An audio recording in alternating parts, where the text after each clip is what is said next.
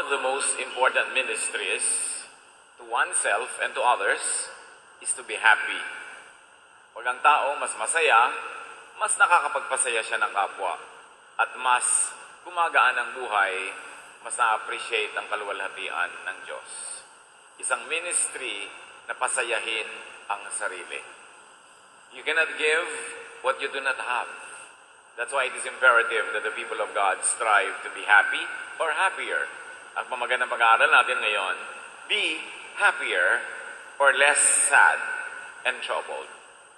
Kailangan mas pasayahin ang buhay o bawasan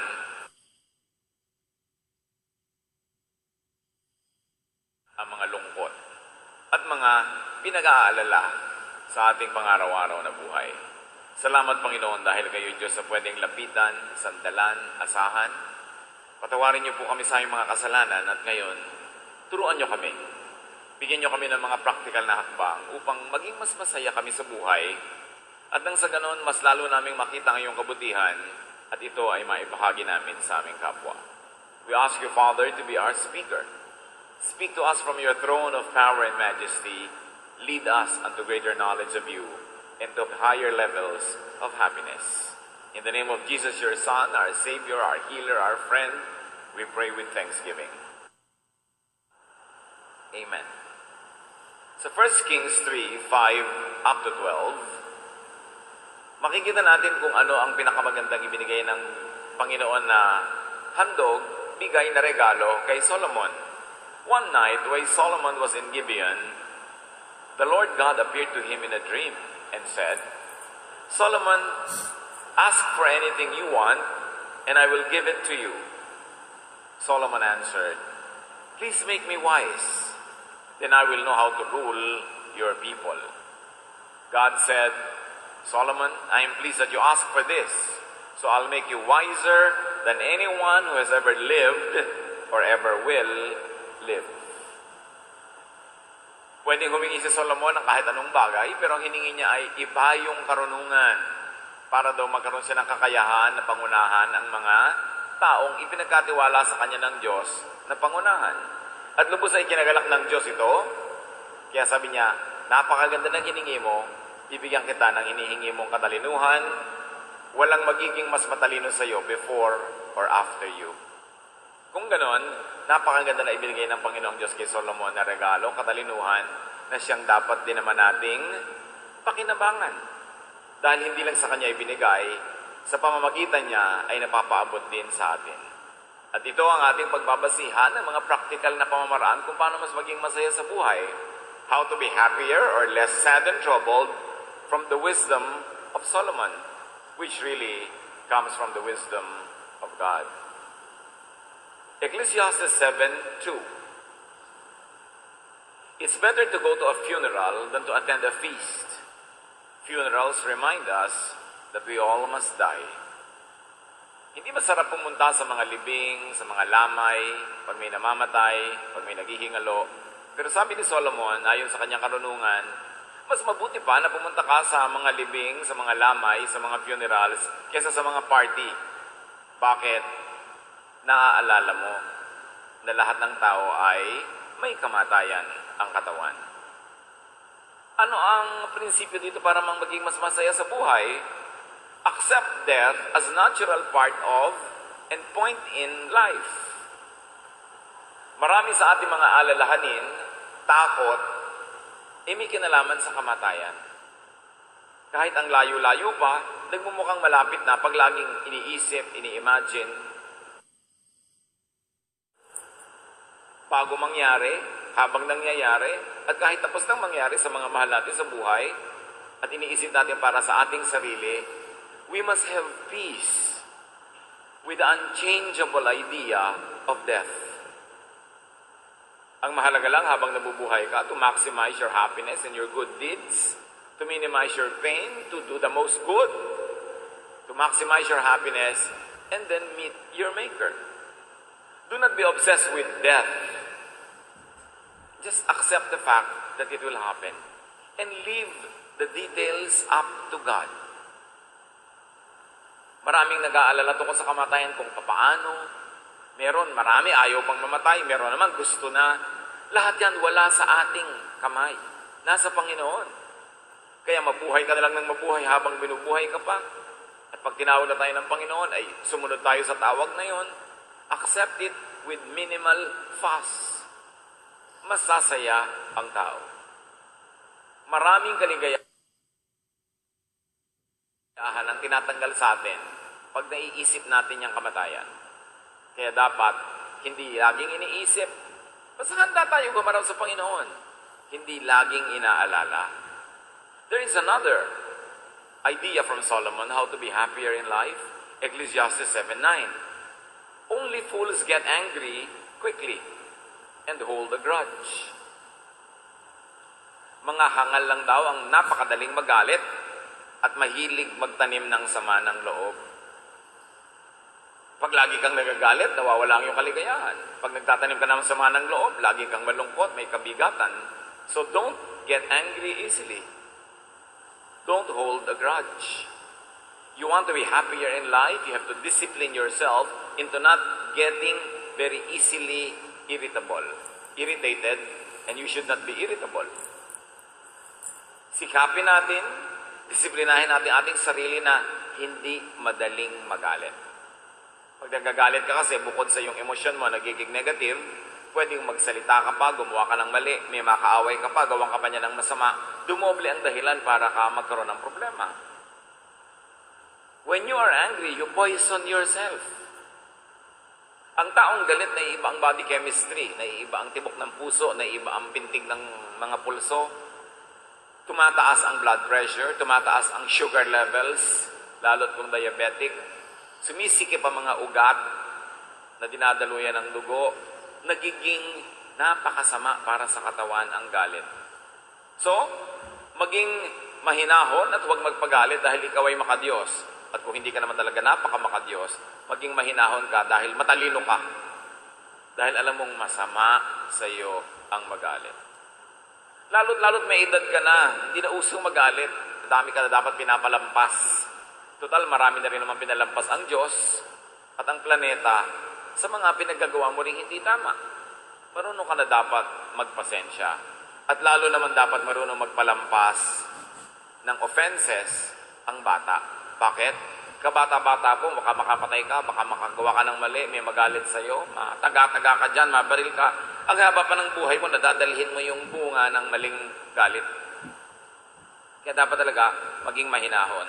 Kung di man dahil ikaw'y makadiyos, dahil lang ikaw'y matalino. At alam mo, yun ang mas mabuting gawin. Ecclesiastes 7:10 leads us to another teaching. It isn't wise to ask, why is everything worse than it used to be? Hindi daw talaga matalino na laging nagdireklamo tungkol sa kasalukuyan. Always thinking about the good old days, the good old days. Mabuti pa nung araw, mabuti pa nung araw. Sabi ni Solomon, hindi mabuting gawin yan na mag-iisip ka lagi na mas mabuti pa nung araw. Bakit? Hindi malulungkot ka lang tungkol today. You will feel miserable and you will be ungrateful to God. You will be ungrateful to people. You will have a very negative outlook pag lagi mong iniisip na mas mabuti pa nung araw. At ang totoo naman, kung pakaiisipin natin, hindi naman talaga mas mabuti nung araw. Ang dali-dali nga ng buhay ngayon. Kahit nga 100 pesos, makakabili ka na ng kwintas, baka 3 pa. Kasi ang dami ng mga kung ano nung bling-bling na mura. Nung araw, mayaman lang nakakapag-alahas. Kahit sino ngayon, may cellphone. Madali nang tumawag. Hindi na ngayon pag tinuturokan ka, kasi laki ng sitaw yung karayom. Katulad nung araw. Ang sakit-sakit nung araw magpunta sa dentista dahil parang inilulubog tayo yung pako sa mga gilagid mo. Ang ninipista ng mga karayom ngayon, may mga painkiller na at painkiller before the painkiller is injected. There is so much comfort now. Mas marami nang may kotse. Nung araw, dapat ang yaman-yaman mo lang kahit may kotse ka. Guminhawa ang buhay at dapat appreciatein yon. Maraming ginhawa ang buhay. So don't degrade your present situation and your present reality. Bakit nagmumukhang lagi ang maganda yung past? Kasi selective ang memory. Pinipili mo lang ang aalalahanin. Nung araw na nasa kanayunan ka sa mga gilid ng mundok tralala, Naaalala mo na ang sarap-sarap maglakad ng walang sapin sa paa sa malilinis na batis. Ang ganda ng memory. Pero alalahanin mo rin na may sunong ka na pagkabigat-bigat na batya na punong-puno ng labada. Masyado kasi nating niro-romanticize yung nakaraan. Akala mo ang ginhawa. Para ka magluto nun, magpapaapoy ka pa ng mga kalan, iihipan mo pa, bago ka magkaroon ng kape. Ang habang istorya. Ngayon, ilalagay mo na lang yung 3-in-1 sa isang tasa. Kung settle ka na sa 3-in-1 at hindi ka pa maarating pa brew. Ang dali ng buhay. So don't complain habitually. Don't complain easily. But instead, be thankful for the now.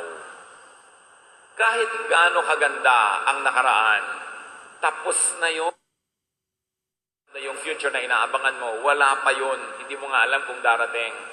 The only thing you have is the now. The present. Pagka minura-mura mo yung present, isinumpa-sumpa mo, kinurse-curse mo yung present, that's all you have. You're actually cursing your life. So be happier. Appreciate your present situation and don't make negative comparisons to the past or to the prospects of the future. Ecclesiastes 7:13, think of what God has done. If God makes something crooked, can you make it straight? So do not contend with, just accept what cannot be changed. Para ka masaya. Huwag kang laging makipagtunggali sa bagay na di mo naman mababago o mapapalitan. Kasama na dyan kuminsan ng ugali ng iyong asawa, ugali ng nanay mo, ng kapatid mo, ng mga office mate. Araw-araw inirereklamo mo sa sarili mo, sa salamin mo, sa Diyos, kung kani-kanino yung mga tao. Hindi mo naman kayang baguhin. Mabuti paturuan mo ang sarili mo to adjust. Tanggapin ang nandyan. Siyempre, pwede nating palitan yung mga ibang bagay. Palitan mo yung pwedeng palitan. Be patient kung matagal ang pagpapalit at pagbabago. But, there are things you just have to accept. Pag hindi mo tinanggap, nandyan din naman, hindi mo rin maalis-alis sa buhay mo, hirap ka lang. So live within your given. Huwag naman sobrang maging kontento agad na pwede naman pa-asensuhin, palitan, ayusin, hindi mo rin pinapalitan. But there are really things that you must change. You must accept because they cannot be changed. Igawa nyo ng listahan ng sarili nyo mga kapatid ng mga bagay na mabuti pa hanggang maaga, tanggapin nyo na lang. Then make the most out of it. Pagkatapos, sasaya kayo sa buhay. Ang iksi-iksi ng buhay ng mundo, sa mundo, pupunuin pa natin ng negative thoughts, pupunuin natin ng inis, ng reklamo, sayang ang panahon. Kailangan, wala kang ipang hinayang pagka ikaw tinatawag na ng Panginoon dahil naipamuhay mo in the best possible way. Ecclesiastes 7:14. When times are good, you should be cheerful. When times are bad, think what it means. God makes them both to keep us knowing or from knowing what will happen next. Malinaw ang sinasabi ni Solomon. Kung masaya ang okasyon, masaya ang panahon, puso ang saya, makisaya ka. Pero kung ang panahon ay hindi maganda sa tingin mo, malungkot, isipin mo, lahat ng panahon, Diyos ang gumagawa. Lahat ng nangyayari sa balat ng lupa, sa silong ng langit, ay ginagawa ng Diyos o pinapayagan ng Diyos. Therefore, hindi yun talaga mali. Alam mo, ang lungkot-lungkot mo dahil may namatay kang mahal sa buhay, hindi naman talaga mali na may mamatay. Siyempre, mamamatay ang lahat, alangan namang walang mamatay. So, hindi naman talaga mali. Kaya sabi, isipin mo, Diyos din ang may gawa niyan at may dahilan kung bakit yan nangyayari. Kung mauunawa mo ang dahilan, mas mabuti, makakatulong sa'yo para hindi ka sobrang malungkot. Pero kahit hindi mo maunawaan ang dahilan, isipin mo, Diyos ang may kagagawan niyan, tanggapin mo dahil hindi pwedeng gumawa ng mali ang Diyos. Make the most out of any situation. Pag masaya ang okasyon, magsaya. Pag malungkot ang okasyon, di malungkot ka. O kaya, pilitin mong gumawa ng saya kahit papano. Huwag naman yung kung mo malungkot na, lalo mo pang papalungkotin, palalalain mo pa. Minimize the pain. Maximize the happiness. And of course, find and invent happiness in any and every situation. No situation is perfect, therefore, walang situation na perfectly sad. May mahahanap at may mahanap ka na redeeming value ng anumang sitwasyon sa buhay kung bubuksan ang isip. Ecclesiastes 7:15-16. I have seen everything during the senseless life of mine. I have seen good citizens die for doing the right thing. And I have seen criminals live to arrive. So don't destroy yourself by being too good or acting too smart. Alam niyo, maraming mga priests ng Old Testament hindi komportable dito sa Ecclesiastes. May mga priest pa nga na gusto nilang alisin sa scriptures ang Ecclesiastes Kasi hindi sila komportable sa mga practical wisdom at advice ni Solomon. Ang gusto kasi ng mga priest, laging magturo na magtiis ka, magpakabuti ka hanggang mapudpud ka at mamatay. Kailangan lagi kang bayani, lagi kang perfect. Hindi naman yon ang itinuturo ni Solomon na siyang pinakamatalinong tao na binigyan ng Diyos ng pinakadakilang katalinuhan.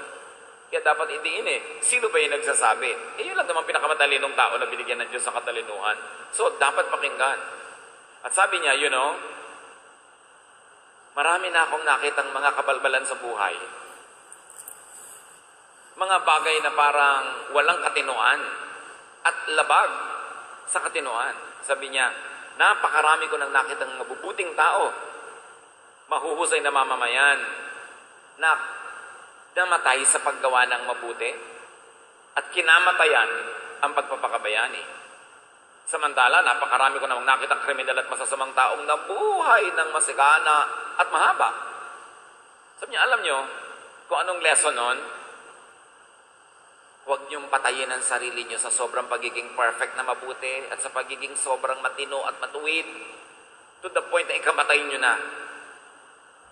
Sabi, dahil maraming gumagawa ng kabutihan in the act of doing good, namamatay din. Maraming gumagawa ng masama, humahaba ang buhay. Siyempre, hindi naman itinuturo ni Solomon na magpakasama ka na lang para humaba ang buhay mo. Dahil marami rin naman gumagawa ng masamang kinakamatayan yung ginagawa nila. Ang point lang niya ito, ang paggawa ng mabuti at masama hindi garantiya na hahaba ang buhay mo at sasaya ka. At sinabi rin niya sa isang verse, time and chance happens to all. Sabi ng isang very dynamic Tagalog version, swerte-swerte lang ang buhay. Something again that will not sit well with priests and even pastors and conservative Christians. Ayaw nilang aminin na talagang may ganon, may time and chance. Hindi ibig sabihin mali yun. Ang ibig sabihin lang, hindi natin lubos na nauunawa ang hiwaga ng dealing ng Diyos sa mga tao. But the lesson from Solomon is, don't sacrifice too much by being too good and too pasmart. Maraming sa pagiging very, very, very good, ang daming sinasakripisyo.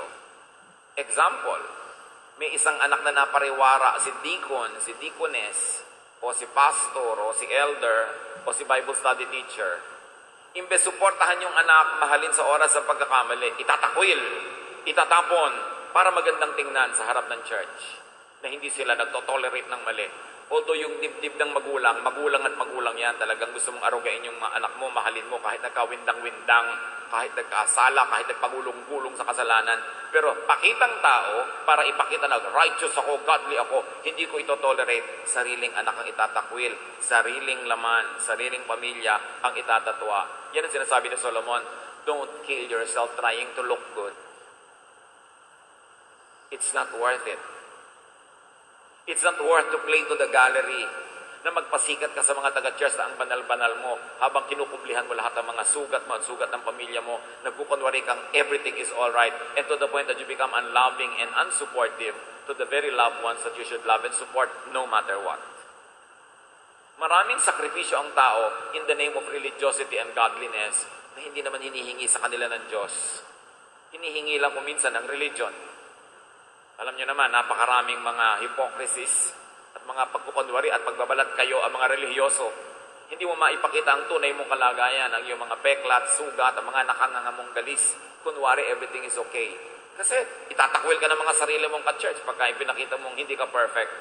But Solomon will have none of that, and neither Jesus. Jesus accepted and loved people as they were, and never encouraged people to hide their sorrows and their wounds. He actually asked them to expose this so that they can be healed through love, not through rejection. So sinasabi ni Solomon sa atin mga kapatid, don't be too idealistic or heroic. Don't be too righteous to the point of bleeding or shedding blood, especially the blood of your own loved ones. Merong isang nagsabi, mabuti pa daw yung mga rebelde sa bundok. Pag napapalaban sila at nasugatan ng kanilang mga kasamahan, binubuhat nila, hinihila nila, basta they carry their wounded. Sabi din naman ng nagsabi nito, but many Christians kill their wounded. Pagka Kristiyano ka, nasa church ka, napariwara ka, nagkasala ka, nagkamali ka, ang unang-unang tatapak sa iyo, ang unang-unang magchichismis sa iyo, ang unang-unang magpipiesta sa mga iskandalo mo ay mga kapatiran. Kaya sabi ni Solomon, it's not worth it. Don't put up a show. Yung mga taong ini-impress mo ng iyong kabanalan at trying hard, hindi ka rin yan mamahalin. Subukan mo magkamali, i-reject ka rin yan. So magpakatotoo ka na lang.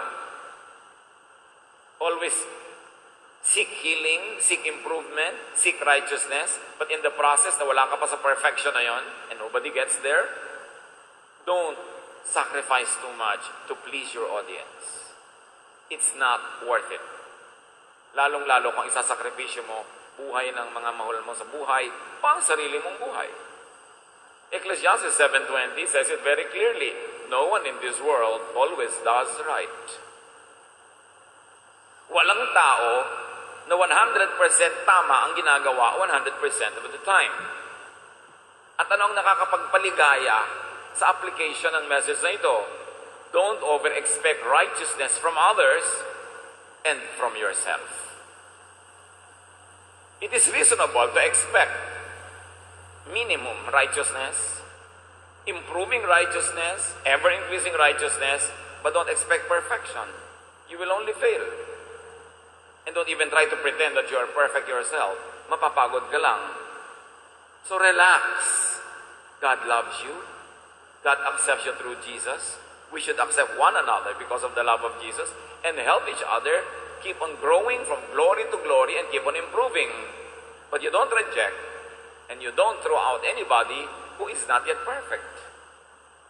Dapat yung atmosphere sa fellowship, sa church, sa Christian community, sa religious community, is an atmosphere of love, of acceptance, so people don't have to be forced to be hypocritical. So accept that people are imperfect.